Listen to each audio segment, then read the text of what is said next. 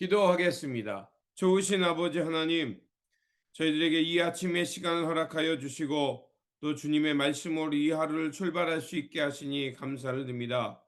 날마다 주님의 말씀의 거울에 비춰보면서 우리의 삶을 점검하게 하여 주시고 하나님께서 원하시는 그 선한 역사를 향해 우리의 몸과 마음이 다하게 하여 주시옵소서. 또한 우리가 이 믿음으로 살아갈 수 있는 것은 먼저 하나님께서 앞서 나가시며 우리를 위해 앞서 싸우셔 주셨기 때문입니다. 그러하오니 앞서 나가시는 그 주님을 바라보면서 주님의 명령에 준행하면서 철저하게 순종하며 살아가는 저희들 다 되게 하여 주시옵소서. 우리 구주 예수 그리스도의 이름으로 기도드립니다. 아멘. 오늘 우리에게 주신 말씀은 여호수아서 11장, 본문 읽기는 11장 16절에서 23절입니다. 여호수아가 이같이 그 온 땅 곧 산지와 온 네겜과 고센 온 땅과 평지와 아라바와 이스라엘 산지와 평지를 점령하였으니 곧 세일로 올라가는 활락산에서부터 헤르몬 산 아래 레바논 골짜기 바알 갓까지라. 그들의 왕들은 모두 잡아쳐 죽였으며 여호수아가 그 모든 왕들과 싸운 지가 오랫동안이라. 기브온 주민 히위 족속 외에는 이스라엘 자손과 화친한 성읍이 하나도 없고 이스라엘 자손이 싸워서 다 점령하였으니 그들의 마음이 완악하여 이스라엘을 대적하여 싸우러 온 것은 여호와께서 그리하게 하신 것이라. 그들을 진멸하여 바치게 하여 은혜를 입지 못하게 하시고 여호와께서 모세에게 명령하신 대로 그들을 멸하려 하심이었더라. 그때 여호수아가 가서 산지와 헤브론과 드빌과 아납과 유다 온 산지와 이스라엘의 온 산지에서 아낙 사람들을 멸절하고 그가 또 그들의 성읍들을 진멸하여 바쳤으므로 이스라엘 자손의 땅에는 아낙 사람들이 하나도 남지 아니하였고 가사와 가드와 아스돗에만 남았더라. 이와 같이 여호수아가 여호와께서 모세에게 말씀하신 대로 그 온 땅을 점령하여 이스라엘 지파의 구별에 따라 기업으로 주매 그 땅에 전쟁이 그쳤더라. 아멘. 오늘 본문 말씀은 여호수아가 이제 북쪽 성읍들을 모두 다 점령했음을 전해주는 말씀입니다. 예루살렘 왕 아도니세덱이 남방의 연합군을 모아서 그 이스라엘을 대적한 것처럼 이제 북방의 연합군을 조성해서 이제 이스라엘 민족과 대적하게 됩니다. 연합전선을 구축했던 그 왕들은 누구냐면요. 북방의 그 하솔왕 야빈과 마돈왕 요압, 시므론, 악삽, 아라바, 쉘파라, 돌 이렇게 왕들이 연합하였고요. 가나안 족속 중에는 가나안 사람 아모리 또 헷, 브리스, 여부스, 히위 족속들이 가세해서 이렇게 북방의 연합 전선을 구축하게 됩니다. 그 수가 얼마나 많았는지 성서는 그들이 수가 바다의 모래와 같이 대군이었다라고 말합니다. 또한 그뿐만 아니라 그들에게는 그 병거가 있죠. 말이 끄는 전차 같은 그 병거가 있었고 또 기마부대가 있었음을 말해줍니다. 자, 그 당시에 이 병거와 말들이 있다는 것은 그들이 철기 문화로서 막강한 군사력을 가졌음을 얘기하는 겁니다. 그렇기 때문에 그런 막강한 군사력이 있었기 때문에 아마 이스라엘 백성들은 그것 때문에 두려움을 갖게 되었던 것입니다. 그런데 하나님께서 그들에게 나타나서 여호수아에게 말씀하시기를 그들의 말과 병기를 두려워하지 말라라고 하면서 용기를 주십니다. 왜냐하면 이 전쟁의 승패는 무기가 아니라 하나님을 의지하는 믿음과 하나님이 주시는 지혜가 있을 때 승리했기 때문에 그렇습니다.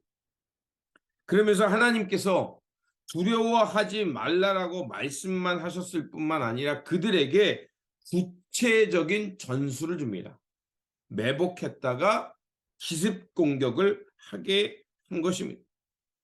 그래서 북방연합군들이 막강한 무기로 무장했지만 그러나 하나님이 주시는 지혜와 하나님을 의지하는 믿음으로 나갔던 이스라엘 백성들을 이겨낼 수가 없었던 것입니다.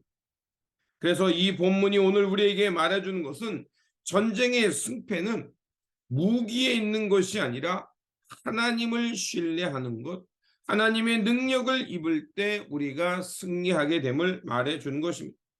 성도의 삶도 마찬가지입니다. 우리가 인생에서 경험, 또 우리가 가진 물질, 여러 가지 기술들이 있습니다. 그런데 그것으로 풀리지 않는 숙제들이 있다는 것을 우리는 압니다. 그렇기 때문에 우리가 이 삶의 자리에서 믿음으로 승리하며 살아가는 길은 바로 전적으로 하나님을 의지하며 하나님이 주시는 지혜로 살아갈 때 우리는 승리할 수 있다는 것입니다. 또한 오늘 본문에서 말하는 것이 있습니다.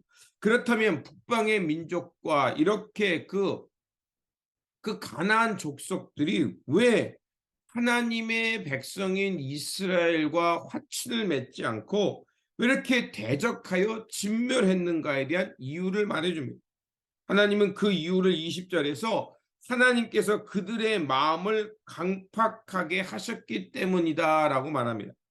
하나님이 그들의 마음을 강팍하게 한 게 아니라 그들이 하나님께서 이런 일들을 이뤄간다는 것을 소식을 들었지만 기생 라합은 그 소식을 듣고 돌이켜서 하나님을 향해 나아갔지만 그들은 교만하고 자신들의 무기와 자신들의 그 막강한 성읍이 있기 때문에 하나님을 대적할 수 있다라고 보았기 때문에 그렇습니다. 이처럼 하나님 앞에서 마음이 강팍해지는 것이 얼마나 무서운가를 우리에게 말합니다. 출애굽할 때 바로의 마음을 하나님께서 강팍하게 하셨다라고 말합니다. 그것은 뭐냐? 하나님을 자신이 대적할 수 있다라는 생각을 하게 했던 것입니다. 그때 출애굽의 바로는 장자를 잃어버린 후에야 여호와를 인정하게 됐고 이스라엘 백성을 놔주게 되었습니다. 오늘 본문도 우리에게 말하는 것이 똑같습니다. 여호수아가 가나안 땅을 정복하며 살아가는 사건과 또 이 출애굽 사건에서 보여준 것은 바로 여호와가 천지 만물을 다스리는 하나님이며 결국 하나님을 신뢰하며 살아갈 때 우리가 생명과 하나님의 통치를 받으며 살아갈 수 있는 평안의 세상에 살아갈 수 있음을 말하고 있는 것입니다. 그렇기 때문에 하나님께서는 사람의 마음이 강팍해진 것을 원치 않는 것입니다. 우리가 하나님 앞에서 온전히 순종하며 살아갈 수 있는 길은 하나님 앞에서 이 오만함과 교만, 강팍을 내려놓을 때 우리는 하나님의 진노와 멸망에서 벗어날 수 있는 것입니다. 또한 오늘 본문이 우리에게 말해주는 것처럼 이스라엘 백성들과 여호수아가 승리할 수 있었던 것은 우리 마음속에 있는 바로 강팍함과 굳어진 마음을 끊어낼 때 하나님의 은혜 가운데 살아갈 수 있다는 것입니다. 그러므로 오늘도 우리에게 주어진 이 삶의 자리, 특별히 우리 마음속에 하나님 앞에서 강팍해지거나 또 오만함이 있는 것은 아닌지, 그것이 있다면 그것을 과감히 하나님 앞에서 끊어낼 때 우리는 믿음으로 승리하며 하나님이 주시는 지혜 가운데 온전히 우리의 삶을 하나님께 드리며 믿음으로 승리하며 살아가는 삶이 될 줄 믿습니다. 이러한 온전함과 믿음의 순종의 삶으로 하나님 앞에서 또 하나님이 이끄시는 역사 속에서 함께하는 믿음의 백성들이 되시기를 주님의 이름으로 축원드립니다. 기도하겠습니다. 지혜를 주시는 하나님, 언제나 우리가 의지할 것은 하나님의 힘과 하나님의 지혜임을 믿고 고백합니다. 오늘 말씀을 통해 깨달은 것처럼 항상 주님을 신뢰하며 주님의 말씀에 철저히 순종하며 살게 하여 주옵소서. 우리 안에 남아있는 불순종과 오만함, 강팍함은 끊어내게 하시고 언제나 하나님의 언약 백성으로서 주님의 말씀을 따라서 하나님의 명령에 순종함으로 하나님께서 이끄시는 오름의 길, 바름의 길을 향해 나아가는 믿음의 백성, 하나님만을 신뢰하며 살아가는 백성들 되게 하여 주시옵소서. 우리 구주 예수 그리스도 이름으로 기도드립니다. 아멘.